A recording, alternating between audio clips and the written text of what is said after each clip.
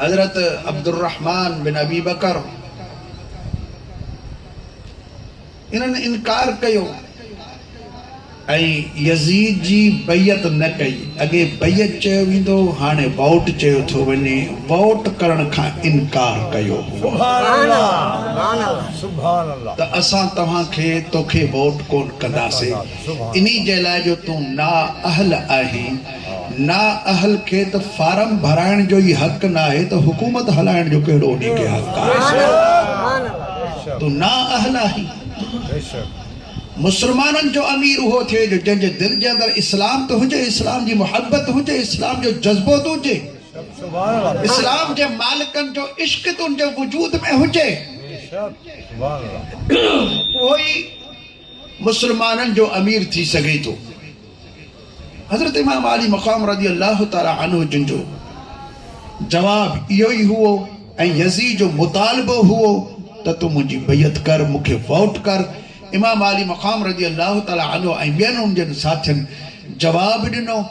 पोइ यज़ीद ज़ालिम इमाम अली मक़ाम ऐं उनजे ॿियनि साथियुनि खे जिन बि इनकार कयो, उन्हनि जे लाइ गवर्नर खे सख़्ती सां हुकुम कई त उनखे कहिड़े बि तरीक़े सां गिरफ़्तार कयो वञे ऐं मूं वटि पहुचायो वञे त मां उन्हनि खां ज़बरदस्ती बि वोट वठंदुसि।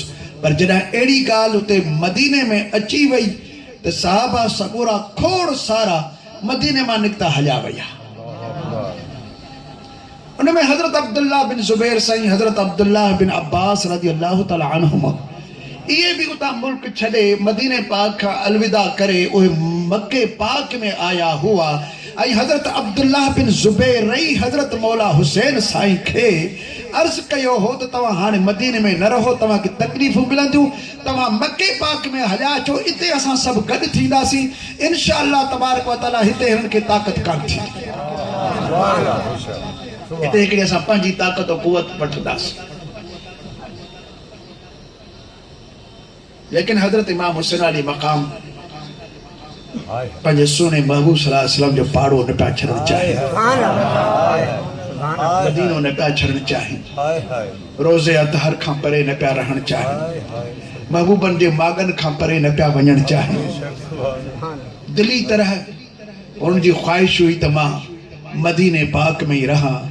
मुंहिंजे अबे जो वतन आहे, मुंहिंजे नाने साईं जो वतन आहे, मुंहिंजा बाबा मुंहिंजो नानो साईं हिते आरामी आहे, मुंहिंजी अमड़ जीजल हिते आरामी आहे, मुंहिंजो भाउ हिते आरामी आहे।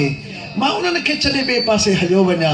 इमाम पाक रज़ी अल्लाह ताला अन्हु जन न पे इहो घुरियो त को मां ॿाहिरि वञा, लेकिन हालात अहिड़ा थी विया जो हजरत इमाम अली मक़ाम रज़ी अल्लाह ताला अन्हु जन इन्ही में ई भलाई ॾिठी त हाणे मूंखे हितां हिजरत ई करणु खपे।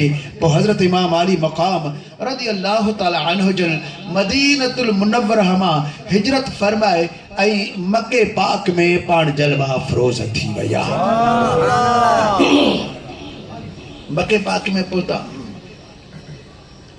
जॾहिं कूफे जे माण्हुनि खे ख़बर पई त हज़रत इमाम अली मक़ाम रज़ी अल्लाह ताला अन्हु जन मदीनो छॾे मके में आया आहिनि, त पोइ कूफे जे माण्हुनि इमाम पाक रज़ी अल्लाह ताला अन्हु जे तरफ़ ख़त लिखिया त तव्हां जॾहिं मदीनो छॾे मके में आया आहियो त हाणे तव्हां असांजे कूफे हलिया अचो। अव्हांजे वालिद साहब जो तख़्त गाह कूफो आहे, अव्हांजे भाउ साईं जो भी तख़्त गाह कूफो आहे। अव्हां कूफे में अचो, असां तव्हांजो साथ ॾींदासीं। अव्हां यज़ीद खे वोट न कयो आहे, असां भी यज़ीद खे वोट कोन कयो आहे, न कि यज़ीद जो वोट कंदासीं। असां उन्हनि खां अलॻि थलग आहियूं। असां तव्हांखे वोट कंदासीं, तव्हांजी बैयत कंदासीं। तव्हां असां वटि हलिया अचो, तव्हांखे असां पंहिंजो अमीर बनाईंदासीं ऐं असांखे उमेद आहे त तव्हां जॾहिं असां वटि ईंदो असां ताक़त वठंदासीं, पोइ मके वारा बि गॾिजी वेंदा, मिस्र वारा बि गॾिजी वेंदा, त पोइ शाम वारनि खे असां जल्दी घोटे वठंदासीं। असां सभई ताक़त वठी करे हिकिड़ी नई इस्लामी हुकूमत ठाहींदासीं। असांखे यज़ीदनि मंझां जान छुटी पवंदी। हज़रत इमाम अली मक़ाम रज़ी अल्लाह तआला अन्हु जिन ॾे अहिड़ा ख़त कूफे खां बार बार ईंदा रहिया, हिकु न ॿ न सब न, बल्कि बाज़ किताबनि में 4,500 ख़त इमाम पाक वटि पहुता हुआ। पछाड़ी उन ख़तनि जे अंदरि एतिरो बि लिखियो वियो, जे तव्हां न ईंदो त क़यामत में तव्हां ते ताही थींदासीं। त यज़ीद ज़ालिम हो जेको मोमिननि जो बादशाह थियो। असां उन जी हुकूमत खे पसंदि कोन कयोसीं ऐं मौला हुसैन अली मक़ाम रज़ी अल्लाह तआला अन्हु जिन खे एतिरा अर्ज़ कयासीं, ख़त लिखियासीं, वफ़द मोकिलियासीं, पोइ बि इमाम पाक असां ॾे न आया। असां बग़ैर कंहिं अमीर हुजण जे मरी वियासीं। असांजो को बादशाह कोन हुओ, या असां यज़ीद सां के साथ ॾिनोसीं इन्ही जे लाइ जो हुसैन अली मक़ाम रज़ी अल्लाह तआला अन्हु जिन असां सां साथ न ॾिनो। जे असां सां साथ ॾियनि हा त असां इस्लामी हुकूमत खे दुनिया जे अंदरि क़ाइमु करे वठूं हा। क़यामत जे ॾींहुं तव्हांजी दाह असां रसूल करीम सल्लल्लाहु अलैहि वसल्लम जी दरबार में बि पेश कंदासीं, अल्लाह जे आॾो बि पेश कंदासीं। जॾहिं अहिड़ा ख़त इमाम पाक ॾे अचणु लॻा, पोइ हज़रत इमाम अली मक़ाम रज़ी अल्लाह तआला अन्हु जिन मजबूर थी विया, पंहिंजे साथियुनि सां, दोस्तनि सां, सहाबनि सगोरनि सां बार बार मशवरा करण लॻा। सभिनी असहाबनि सगोरनि इहो मशवरो पे ॾिनो त साईं असां तव्हांखे शुरू खां वठी चवंदा था अचूं, जॾहिं पहिरियां इन जा ख़त तव्हां ॾे आया हा तॾहिं बि तव्हांखे असां इहो ई पिया अर्ज़ु कयूं त कूफिन जे अंदरि वफ़ादारी कान्हे का। हीअ त शायदि तव्हांखे धोखो ॾेई रहिया आहिनि। अव्हांजे बाबा साईं खे बि धोखो ॾिनो, अव्हांजे भाउ साईं खे बि धोखो ॾिनो, हाणे बि तव्हांखे हीअ धोखे ॾियण जी कोशिशि में आहिनि। कूफिन जे चवण, वफ़द, ख़तनि जे कसमनि कूड़नि ते न लॻिजो ऐं उनजी ॻाल्हि खे न मञिजो। तव्हां सुकून सां मके पाक में रहो, असां तव्हांजी मदद बि कंदासीं, तव्हांजो दिफ़ा बि कंदा रहंदासीं। ये तारीख़ी ॻाल्हि आहे। हज़रत इमाम अली मक़ाम रज़ी अल्लाह तआला अन्हु जन फरमायो, मां हिन वक़्त ताईं तव्हांजो मशवरो वठंदो रहियुसि, पर हाणे ही एतिरा त ख़त आया आहिनि जो उन जे अंदरि कसम लिखिया विया आहिनि ऐं उन्हनि जे अंदरि दाह लिखी वई आहे। मतां क़यामत में मुंहिंजे मथां दाही न थी पवनि ऐं मां पंहिंजी हुज्जत खे क़ाइमु करण जे लाइ हिकिड़ो दफ़ो ज़रूर मां कूफे ॾे वेंदुसि।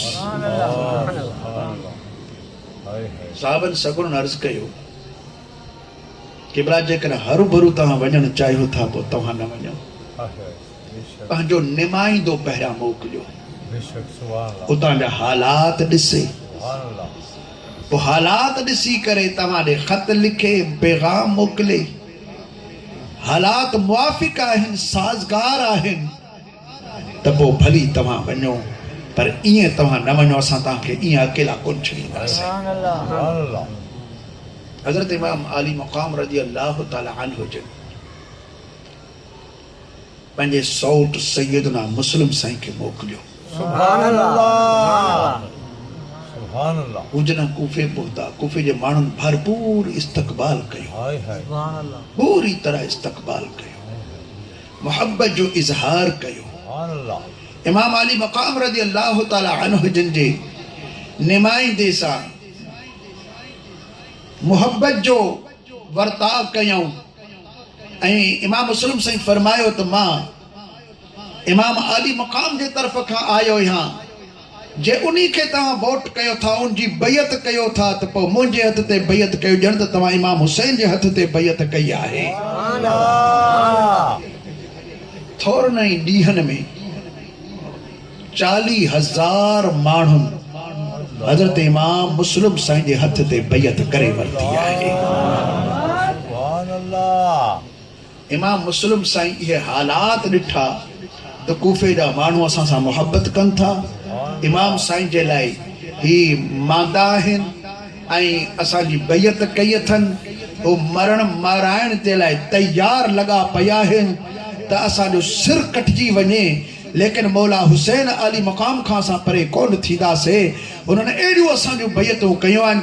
हितां इमाम मुस्लिम साईं ख़त लिखियो, इमाम आली मकाम ने हालात बिल्कुल साज़गार हैं। 40,000 माण्हुनि मुझे हथ ते तव्हांजे तरफ खां बैयत कई आहे, तव्हांजे लाइ बैयत कई आहे।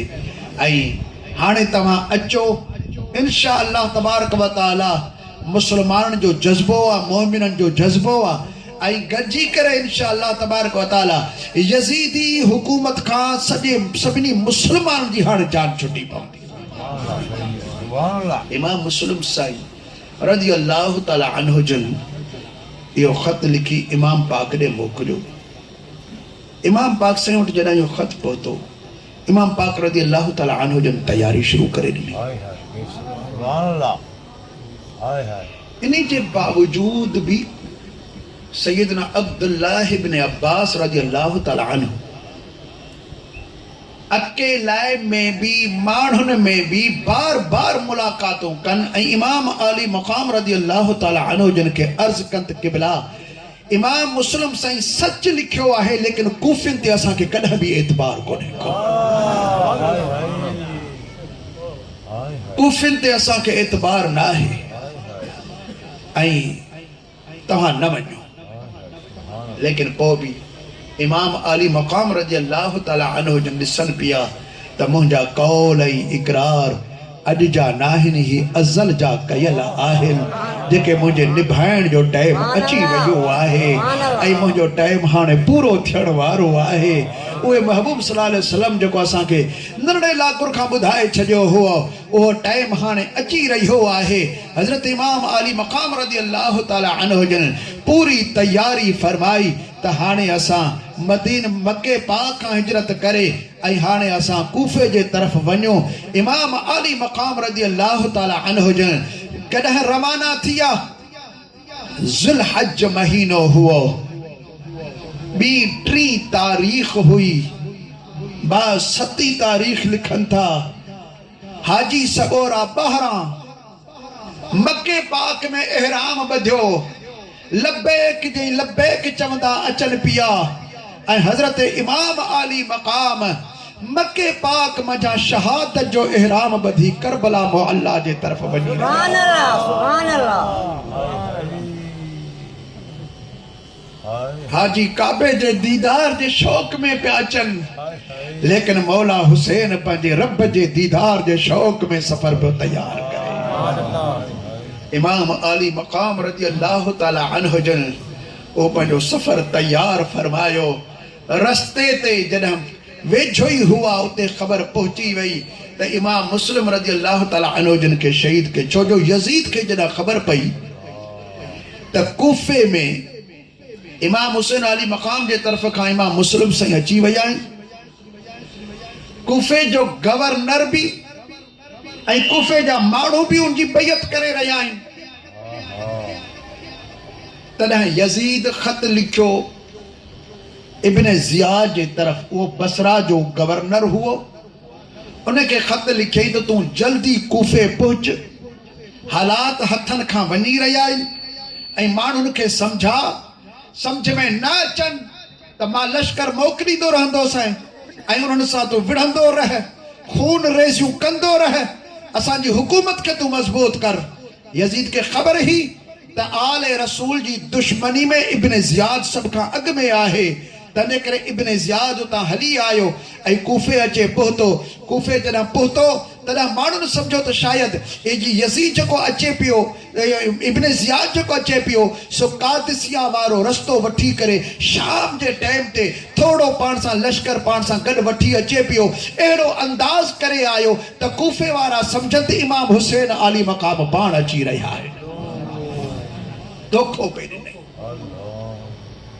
अहिड़ो अंदाज़ करे इब्न ज़ियाद जॾहिं कूफे में दाख़िल पियो थिए, माण्हुनि सम्झो त इमाम हुसैन पिया अचनि, सॼे कूफे जे अंदरि हुल थी वियो त इमाम हुसैन साईं अची रहिया आहिनि। माण्हुनि भरपूर इस्तक़बाल कयो, लेकिन इब्न ज़ियाद सिधो गवर्नर हाउस ते हलियो वियो,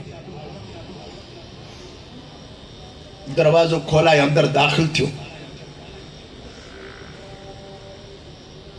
उते जेको अॻु में गवर्नर हो नुअमान बिन बशीर, उनखे यज़ीद जो ख़त ॾेखारियो, उनखे माज़ूल कयईं। ऐं पाण गवर्नरी जो वागू संभालियई।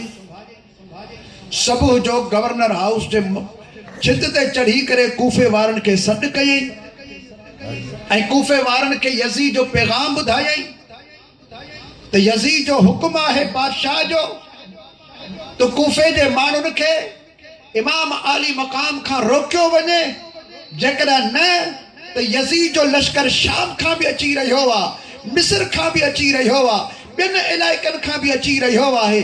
ऐं पोइ तव्हां सां एतिरो हशर कंदा जो न तव्हां ज़िंदह रहंदो, न तव्हांजो बच्चो ॿार ज़िंदह रहंदो, न की तव्हांजा घर वारा ज़िंदह रहंदा, अव्हांजे घरनि खे बाहियूं ॾिनियूं वेंदियूं। यानी एतिरो त उनखे धमकायई, एतिरो त उनखे ड्रेजारियई जो उहे जेके माण्हू हुआ उहे माण्हू परेशान थी विया। उहे सभई भॻा इमाम मुस्लिम साईं वटि अची अर्ज़ु कयूं त सही हालात ही थी विया आहिनि। पाण फरमाए त हालात कहिड़ो बि रुख वठनि, लेकिन असां हुसैन जी दामन खे कॾहिं बि छॾण वारा कोन आहियूं। माण्हू गॾु रहिया। इब्न ज़ियाद फ़ौजूं मोकिलियूं त इमाम हुसैन साईं जे निमाइंदे ऐं उन्हीं सां जेके गॾु आहिनि उन सभिनी खे गिरफ़्तार कयो वञे। बेपहर जो टाइम थी वियो। इमाम मुस्लिम साईं निमाज़ पढ़नि पिया, हज़ारनि जी तादाद में पोयां निमाज़ पढ़नि पिया। पोयां अची करे कंहिं दाह कई त यज़ीद जी फ़ौज अची रही आहे ऐं उहा तव्हांखे गिरफ़्तार कंदी। सफ़नि में बीठल कूफी उतां भॼण लॻा। इमाम मुस्लिम साईं जॾहिं सलाम निमाज़ जो वरायो त को बि पोयां जमायती कोन हुओ। जिन्हनि बैतूं कयूं, वाइदा कया, सभिनि धोखा ॾिना। इमाम मुस्लिम साईं रज़ी अल्लाह ताला अन्हु जन आख़िर शहीद थी विया। इमाम आली मक़ाम रज़ी अल्लाह ताला अन्हु जन जॾहिं वेझो पहुता हुआ कादिसिया जे इलाइक़नि खां गुज़रनि पिया त उते इमाम साईं खे इहा ख़बर पहुती त इमाम मुस्लिम साईं शहीद थी विया आहिनि। पोइ इमाम आली मक़ाम रज़ी अल्लाह ताला अन्हु जन यकदम पंहिंजे साथियुनि सां मशवरो करे वरितो। साथियुनि चयोसीं असां तव्हां सां गॾु आहियूं, जीअण में, मरण में, हलण में असां तव्हां सां गॾु आहियूं, जीअं तव्हां कंदो। हज़रत इमाम अली मक़ाम रज़ी अल्लाह ताला अन्हु जन इरशाद फरमायो, ओ मुंहिंजा साथियो, मां वापसि पोइते कोन वेंदुसि जॾहिं मुंहिंजे साथी, मुंहिंजे नुमाइंदे, मुंहिंजे सौट इमाम मुस्लिम साईं मुंहिंजे ख़ातिर पंहिंजो सिर ॾिनो आहे त असां बि ज़रूर उन्हीं जो पलाद वठी रहंदासीं। सभिनी साथियुनि वाइदो कयो। इमाम अली मक़ाम रज़ी अल्लाह ताला अन्हु जन पंहिंजो हथ ड्रिघो कयो, सभिनी बैत कई आहे। 72 ॼणनि इमाम अली मक़ाम जे हथ मुबारक ते बैत कई आहे। मुंहिंजा दोस्तो, इमाम साईं जॾहिं वेझो थियनि पिया करबला जे इलाइक़े में पुता त हुर्र पंहिंजो लश्कर वठी करे इमाम अली मक़ाम रज़ी अल्लाह ताला अन्हु जन खे करबला मुअल्ला में अची काबू कयो आहे। चौधारी घेरो करे वरितो आहे। मुंहिंजा दोस्तो, हुर्र रात जो अची करे इमाम अली मक़ाम रज़ी अल्लाह ताला अन्हु जन खे अर्ज़ु कयो आहे त साईं, यज़ीदी तव्हांजे मारण जे लाइ, शहीद करण जे लाइ आहिनि। जेकॾहिं तव्हां निकिरणु चाहियो था, वापसि वञणु चाहियो था, को ॿियो पासो वठणु चाहियो था त तव्हांजे लाइ मां उन पासे ॾांहुं पंहिंजो लश्कर परे करे छॾींदुसि। भली तव्हां हलिया वञो। इमाम अली मक़ाम रज़ी अल्लाह ताला अन्हु जन पंहिंजे साथियुनि सां मशवरो फरमायो। साथियुनि जी अक्सरियत मशवरो इन्ही हवाले सां हुओ क़िबला फ़िलहाल असां हलिया था वञो। हज़रत इमाम अली मक़ाम रज़ी अल्लाह ताला अन्हु जन रात जो पंहिंजो काफ़िलो वठी करे पूरी रात पंध कंदा रहिया, सफ़र कंदा रहिया, हलंदा रहिया। सुबुह जो जॾहिं टाइम थियो आहे, इमाम अली मक़ाम फजर जी नमाज़ पढ़ाए जॾहिं फारिग़ थी आयल, साथी पिया अर्ज़ कंद, क़िबला लॻे थो त जंहिं जाइ तां असां पंध कयो आहे, असां साॻी जाइ ते वरी बीठा आहियूं।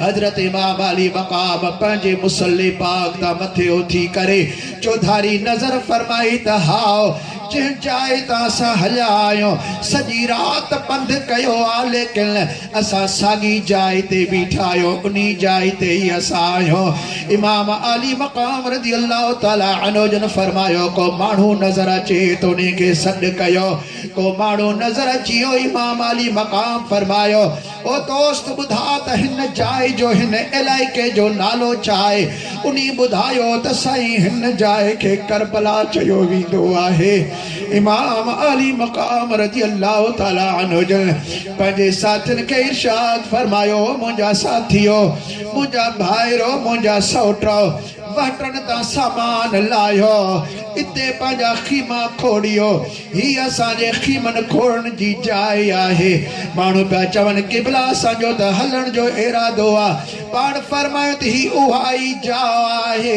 जंहिंजी मिट्टी अल्लाह तबारक व तआला जिब्राइल जे हथारों मिठे महबूबन करीमन खे ॾेखारी हुई हिन जाइ खे करबला चयो वेंदो आहे इनी जाइ ते मुंहिंजे कूंधरनि जा कंध कुठा वेंदा इनी जाइ ते मुंहिंजो रत हारियो वेंदो इनी जाइ ते असांजी शहादत लिखियल आहे असां अल्लाह तबारक व तआला सां अज़ल में इक़रार करे आया आहियूं असांजे वाइदनि जे पूरे थियण जी हीअ ई जाइ आहे इमाम अली मक़ाम रज़ी अल्लाह ताला अन्हु जे फरमान सां मुंहिंजा दोस्तो सामान हेठि लाथो वियो आहे खीमन खोड़न जे लाइ ज़मीन में जॾहिं डरो हयो पे वियो जियां जो ज़मीन जे अंदर रंबो हयो वञे पियो मिट्टीअ जे पारां रत जो फुहारो ॿाहिरि निकिरी अचे पियो इमाम अली मक़ाम खे प्यार ज़कत साईं तां त रत निकिरी रहियो आहे पाण फरमायो त भाई ज़मीन भी रोई रही आहे हाओ तव्हां इते ई खीमा खोड़ियो हज़रत इमाम अली मक़ाम रज़ी अल्लाह ताला अन्हु जन खीमा खोड़ाया 3 ॾींहं घेरो हलियो आहे मुंहिंजा दोस्तो नाईअ जी रात हुई हज़रत इमाम अली मक़ाम रज़ी अल्लाह ताला अन्हु जन मुराक़बे में आहिनि साथियुनि खे हुकुम फरमायो त आराम कयो के आराम करण जे लाइ वञनि पिया त के निमाज़ तस्बीह पढ़ण में मशगूल आहिनि के क़ुरान जी तिलावत में मसरूफ़ लॻा पिया आहिनि नाई जी रात आहे हज़रत इमाम अली मक़ाम रज़ी अल्लाह ताला अन्हु जन मुराक़बे जे आलम में पंहिंजो सिर गोॾनि ते रखियो वेठा आहिनि ओचितो यज़ीद जे लश्कर जी टाप घोड़नि जे टाप कननि ते पहुती आहे घोड़ा ड्रोड़ाईंदा इमाम अली मक़ाम जे खीमनि जे वेझो जॾहिं पहुता आहिनि इमाम अली मक़ाम रज़ी अल्लाह ताला अन्हु जी भेण साइण इमाम साईं जे वेझो अचे पहुती आहे इमाम अली मक़ाम जे कुल्हे ते थपड़ी हणी करे इमाम साईं खे मुराक़बे खां ॿाहिरि आणे रही आहे इमाम पाक मुराक़बो खोलियो भेण खे ॾिसी करे सलाम वरायो भेण साईं सलाम जो जवाब ॾकंदे आवाज़ में ॾिनो आहे इमाम अली मक़ाम फरमाइनि पिया त अधी छा माजरा छा मसालो आहे क़िबला ॿाहिरि त ख़्याल कयो ही घोड़नि जी टाप अचे पई हिणकार जो आवाज़ अचे पियो सम्झ में पियो अचे त वॾो को लश्कर असांजे मथां अची रहियो आहे हज़रत इमाम अली मक़ाम रज़ी अल्लाह ताला अन्हु जन पंहिंजे भाउ सैयदना अब्बास रज़ी अल्लाह ताला अन्हु खे सॾु कयो आहे पाण फरमाए त मुंहिंजा दिलबर भाउ अब्बास वञी करे ॿाहिरि जांच करे आ त छा मसालो आहे हज़रत अब्बास साईं ॿाहिरि विया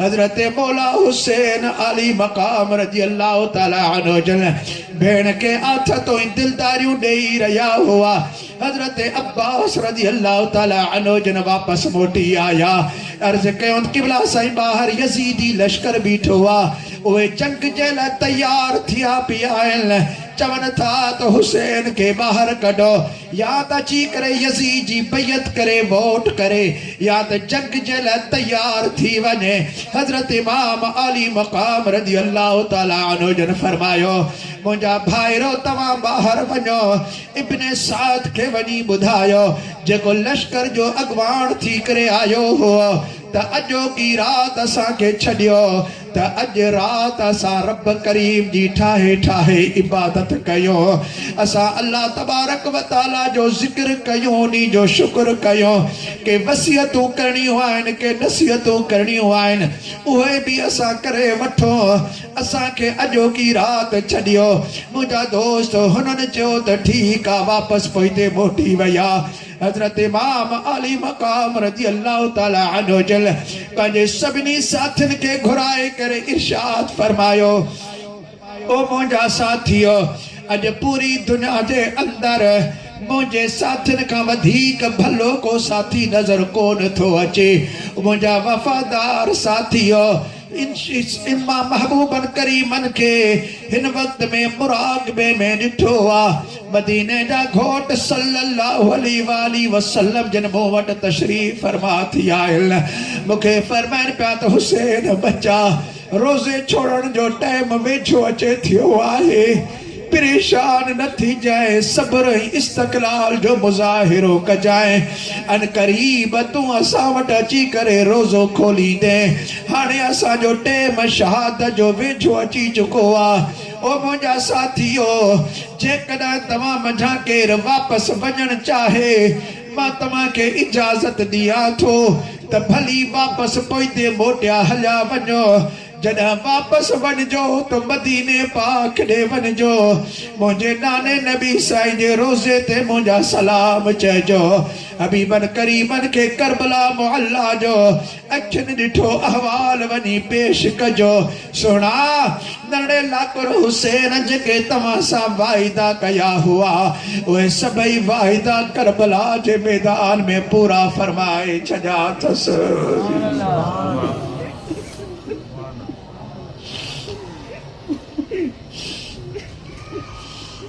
हजरत इमाम अली मकाम रज़ी अल्लाह ताला अन्हु जिनके साथी प्यार कल क़िबला तव्हां खां बाद असांजो जीअण कहिड़ो आहे, असांजो मरण भी तव्हां साण आहे त जीअण भी तव्हां साण आहे। सोना असां तव्हां साण गॾु हूंदासीं मदीने पाक खां वठी मके पाक ताईं, मके पाक खां वठी करबला मुअल्ला में।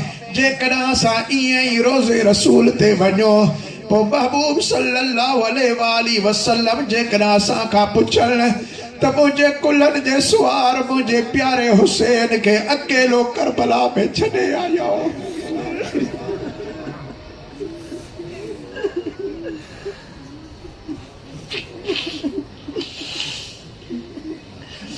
कहिड़ो जवाब असां वटां जो उते असां पेश कंदासीं।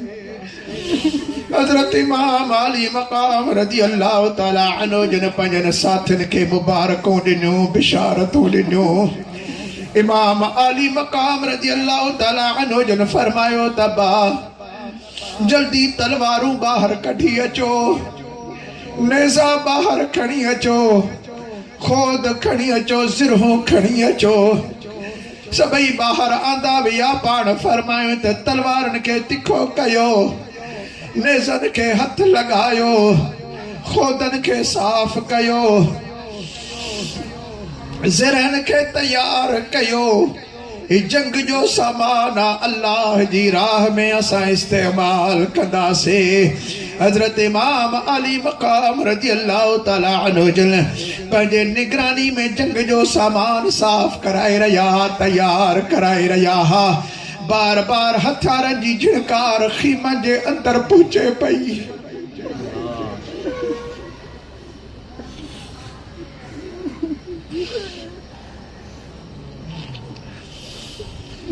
इमाम अली मकाम जी भेण साइण खीमे जे दरवाज़े ते बीही इमाम साईं खे सॾु कयो आहे।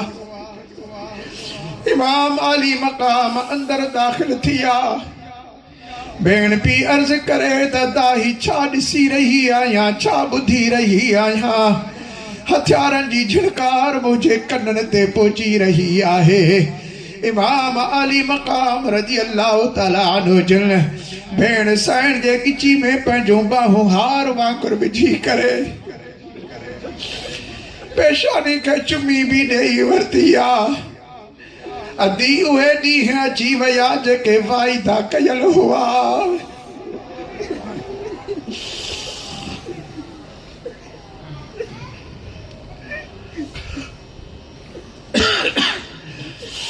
अज पिण वायूं कल वणजारा वञण जूं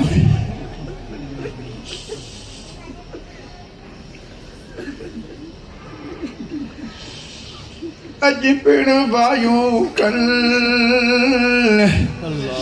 वणजारा वञण जूं हलण हारा सुपरी आऊं रुआं ता न रहल पगह छोड़े जल विधा बेड़ा बार में।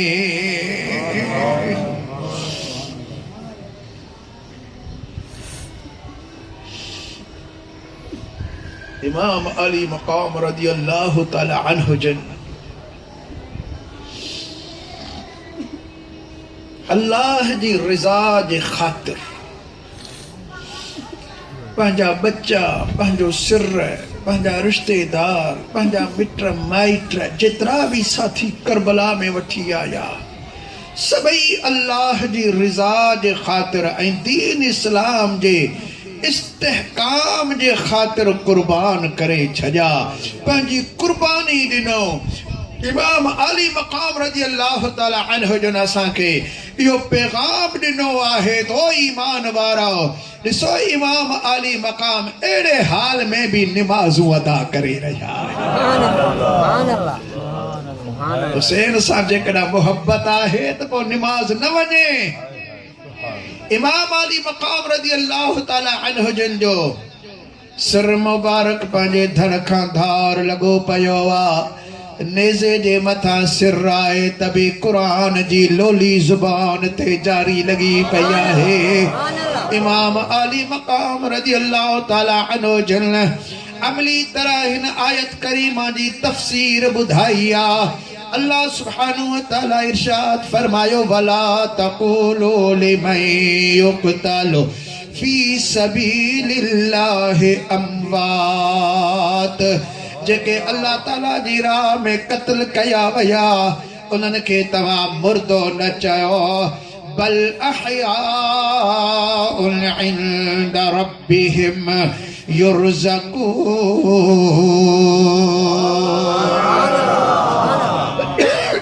बल्कि उहे ज़िंदा आहिनि, अल्लाह वटि उन्हनि खे रिज़्क़ ॾिनो वञे पियो।